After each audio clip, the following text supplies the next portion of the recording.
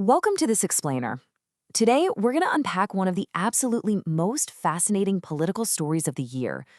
Our main goal here is to really explain how a deeply flawed educational system, mixed with a super insensitive remark from the upper echelons of power, somehow birthed a massive viral youth movement in India.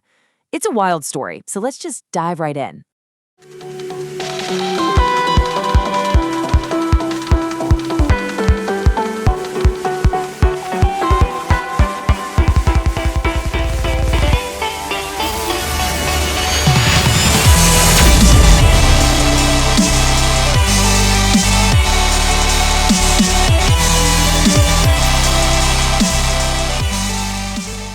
So, picture this.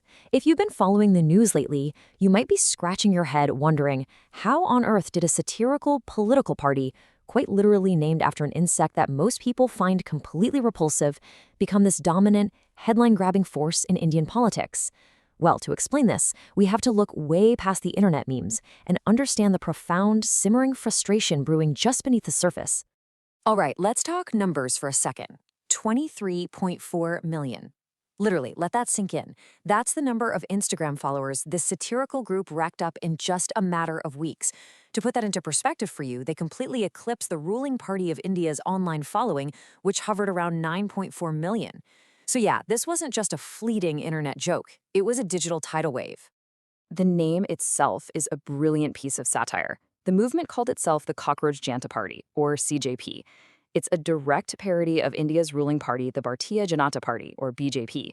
See, while the BJP translates to the Indian People's Party, the CJP came out swinging, branding itself the Cockroach People's Party and claiming to be the voice of the lazy and unemployed. I mean, it's sharp, it's biting, and it immediately grabbed everyone's attention. But that brings us to the core mystery we really need to explain today. Why in the world would millions of bright, ambitious young people voluntarily identify as cockroaches? Right? To understand why this joke spread like wildfire, we have to pull back the curtain on the deep, systemic pain that's driving India's youth to embrace such a label. Sure, it's an unemployment crisis, but fundamentally, it's a massive educational crisis.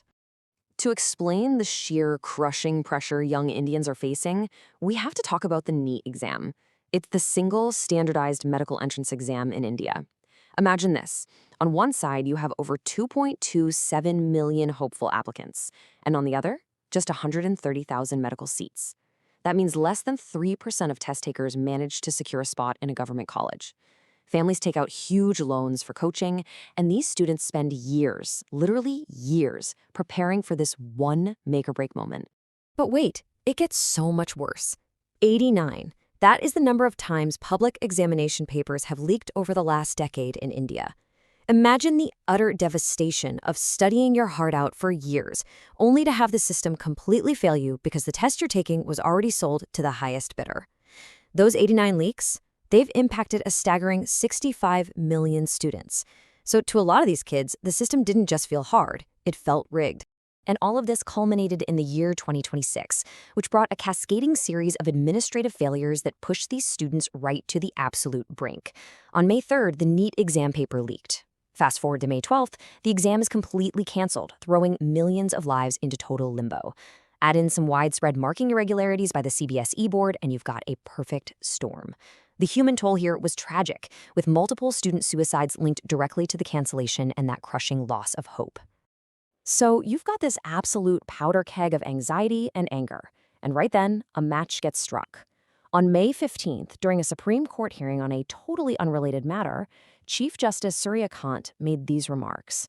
He basically equated unemployed youth and activists who attack government institutions on social media to cockroaches and parasites. For a generation that was already suffering from a 29% graduate unemployment rate and severe exam anxiety, this comment felt shockingly out of touch. It was the ultimate insult. Now, impartially speaking, we do need to add some context here. The Chief Justice later clarified that his remarks were misquoted. He stated he was specifically targeting individuals practicing law with fake degrees, and he actually called the youth the true pillars of the country. But, for millions of frustrated young Indians, that context didn't really matter anymore. The viral clip was already everywhere, and the damage was done. The word cockroach had completely stuck. The timeline of how fast this escalated is just mind-blowing. Seriously, look at how quickly this evolved.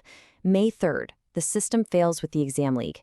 May 15th, the insult is delivered. Literally the very next day, May 16th, the cockroach Jantar Party is founded online.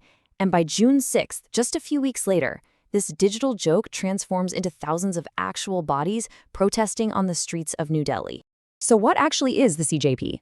It was founded by Abhijit Deepge, a 30-year-old PR strategist who just put out a simple Google form asking, what if all cockroaches came together? And it wasn't just Gen Z being edgy on the internet for the sake of it. It was a masterful, highly strategic reclamation of an insult. By owning the term cockroach, they stripped the establishment of its power to degrade them, and they weaponized internet culture to force politicians to finally pay attention. And they didn't just stop at internet jokes. Oh no, they got serious fast. The movement rapidly shifted to demanding real-world political accountability. They actually published a manifesto. They called for the resignation of the Union Education Minister, Dharmendra Pradhan. They demanded sweeping structural reforms to the national examination system, and they insisted on strict criminal accountability for the paper mafia that leaked the tests in the first place. Their playbook was honestly like a masterclass in modern protest, showing exactly how to transition a digital phenomenon into a physical political force. Step 1, build massive numbers online using satire. Step 2, take those numbers into the physical world. The CJP started marching, eventually drawing up to 50,000 people to Jantar Mantar, which is New Delhi's historic protest site. And step 3, escalate the pressure through incredibly high-stakes tactics, like indefinite hunger strikes. And things got incredibly real when older, prominent figures stepped in to support the youth. Climate activist Sonam Wangchuk actually arrived at the protest site, declared himself an honorary cockroach, and began an indefinite hunger strike right alongside the students. This is a crucial detail, because it explains why this matters so much. When a youth movement gets that kind of cross-generational support, it fundamentally shifts from a fringe internet protest into a powerful symbol of national solidarity. Institutions simply can't ignore that. Of course, the government didn't just sit back. To explain the full picture, we have to look at their response, which was sweeping and intensive. The Central Bureau of Investigation, the CBI, was deployed, and they arrested coaching center insiders and even a school headmistress involved in the leaks. The government actually temporarily blocked the messaging app Telegram to disrupt the leak networks. And in a pretty incredible show of security, they even used the Indian Air Force to transport the question papers for the exam retakes. But out on the streets of New Delhi, the friction was hitting a boiling point. When the CJP attempted a massive march on Parliament to demand answers, the situation climaxed with a severe physical crackdown.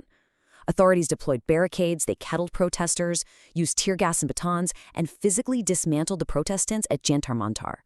Localized internet was shut down, and major political opposition figures who had joined the protest were detained by police.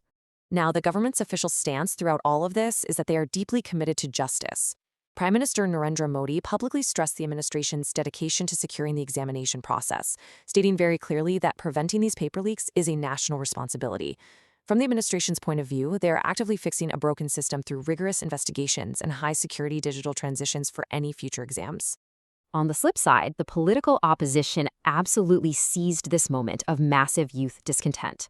Figures like Rahul Gandhi called the examination process an auction and demanded a debate in Parliament.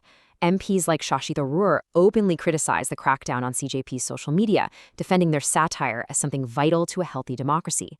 Plus, state leaders like Tamil Nadu's chief minister are using this exact momentum to push for the complete scrapping of the centralized NEET system altogether.